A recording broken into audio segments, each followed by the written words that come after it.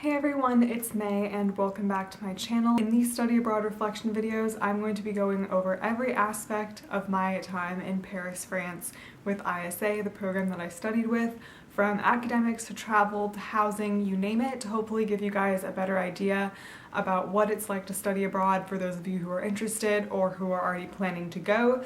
Please keep in mind that my experience is very unique, even with my own program, because there are just so many different options for what you can do while you're there. I hope you guys enjoy these videos and that they're helpful. Let's get into it.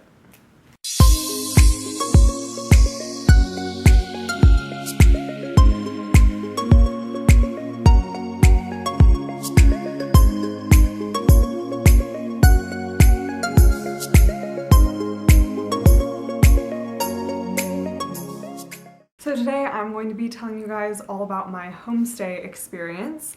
So like I said in the intro, I studied abroad with ISA, and with ISA you get 3 different choices for housing. You can either do a homestay, an apartment, or independent housing, meaning you just like find your own apartment. Like I know some people did that if they had other people studying abroad with different programs and they wanted to live with them. You can also choose whether you want a roommate or not. It's not guaranteed. I know some people wanted roommates and like didn't get them or whatever, which is weird. I definitely knew that I wanted a roommate because I didn't want to be alone in my homestay, so that was really great.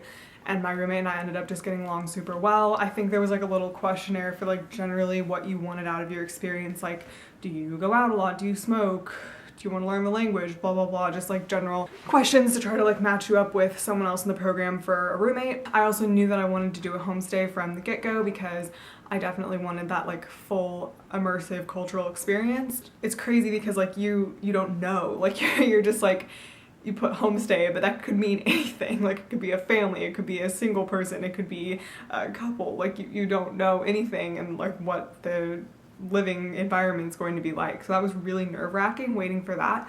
Oh, and you can also say if you're okay with pets and stuff. So I was able to say like I'm allergic to cats because a lot of French people have cats, and also like food allergies and stuff. So I was able to put like vegetarian, like blah blah blah. They really try to make it so you get placed in a good fit for you. And I know that ISA in Paris has a lot more homestays than they do have apartments, so I think that you're more likely to get homestay, like if you want that, and an apartment's kind of harder to get. I think we only had 2 apartments last semester. I've been to both of them because I had friends in both of them, and they were really nice. One of them was like right in the Latin Quarter near Notre Dame. It was so cute. So apartments are cool too. I'm gonna be talking more about homestays because that's what I experienced, but for an apartment, I mean, pretty self-explanatory. Like you're on your own for food, cleaning products, whatever. It comes furnished, but you have to, you know, supply everything else, and you're just independent and you've got your own space. In homestays, it's a bit different. There are a lot more rules, obviously, which is why some people want apartments and prefer that. You do get some food provided. There's breakfast 7 days a week. Lunch was always on our own, and there was dinner 5 days a week. Those are ISA's rules, and then the homestay people can like decide what 5 days those dinners are gonna be. So like for Madame, it was Sunday through Thursday, so like Friday, Saturday we were on our own. That's basically the setup. I lived with a retired lady. She was like in her early 70s, I think, and it was a very large house, 3 stories, and my roommate and I lived on the top floor. She spoke only French, so that was a little intimidating at first because we were like jet lagged and you know, whatever, and having to like talk to her. That was like really intimidating at first, but it was definitely like what I wanted because then there was like no crutch. Like I couldn't rely on English. I had to just think of like a different way to reword it in French because like she literally wouldn't understand me. Yeah, that was good. She was really nice. Definitely like not like a warm and cuddly person, but she was really nice. And like I think she like kind of warmed up to us, and I think she liked us. And at the end she gave me some chocolate and cookies for the plane, and I was just like, oh my god, like what did I do to deserve you? It was, yeah, it was great. And her food was amazing. She used to work in a restaurant actually, so she definitely knows how to cook. We had a lot of like omelets, fries, salad, baguette, soup, pasta, rice, little fried dumpling things, just so much good stuff. And she adapted really well to my roommates and my dietary restrictions because like I was vegetarian, she was lactose intolerant and had a nut allergy. There were a couple mishaps with the nut allergy, but luckily nothing serious because sometimes Madame didn't think that something was a nut or whatever, and Abby was like, that's a nut. But anyway, so like she would just like make meat on the side for her and Abby, and then I just wouldn't eat it. Believe me, it was plenty of food. I ate too much of it. Because it was such a big house, other people did live there sometimes, so she like would rent out other rooms. There was one girl living with us for about a month who had studied abroad with ISA and lived with Madame, and it was coming back just for like a month-long internship.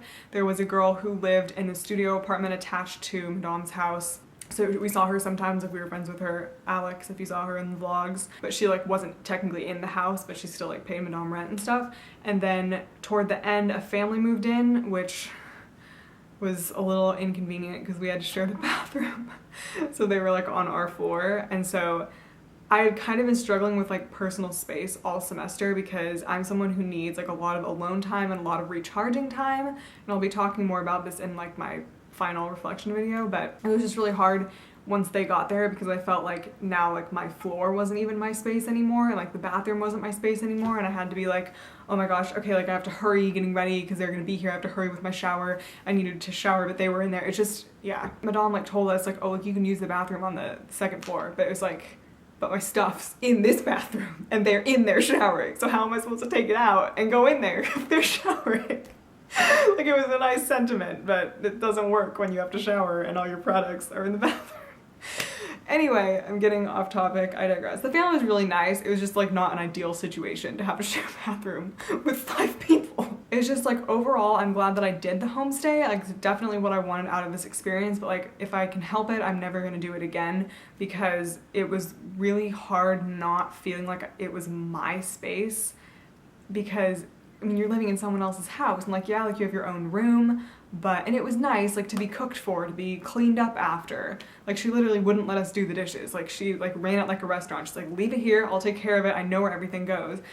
So like that was like super nice, but I just missed like having my own kitchen, like my own space that I knew was like mine. If you guys have any questions or, you know, comments about your own experiences, if you've done something like this, please leave them down below and I will respond to you. And yeah, I think that's gonna be it for this video. Please give it a thumbs up and subscribe down below if you haven't already, and I will see you next time for another reflection video.